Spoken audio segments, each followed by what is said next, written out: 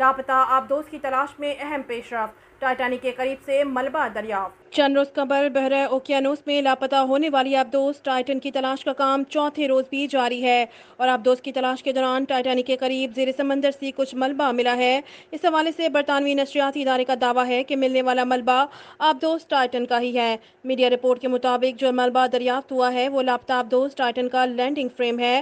Rescue ماہر David مارنز کا کہنا ہے کہ میڈیا سے گفتگو کرتے ہوئے انہوں نے بتایا کہ صدر ایکسپلوررز کلب کا دعویٰ ہے کہ یہ ملبہ لینڈنگ فریم اور آبدوز کا پچھلا کور ہے، جس کا پچھلا کور نوکدار ہوتا ہے۔ اس آبدوز کا پچھلا نوکدار کور لینڈنگ فریم پر ٹکا ہوا تھا۔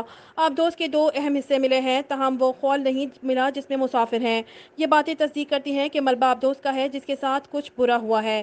دوسری جانب امریکی کوسٹ گارڈ کا کہنا ہے کہ بحر اوقیانوس میں سیاحوں کی لاپتہ اور آبدوز ٹائٹن کی تلاش میں ملبہ دریافت ہوا ہے۔ ٹائٹینک کے ملبے کے قریب علاقہ میں ملبہ ملا ہے۔ امریکی کوسٹ گارڈ کا کہنا ہے کہ ماہرین رپورٹ سے ملنے والی معلومات کا جائزہ لے رہے ہیں۔ امریکی کوسٹ گارڈ نے اعلان کیا ہے کہ وہ کچھ دیر میں اس حوالے سے پریس کانفرنس کریں گے۔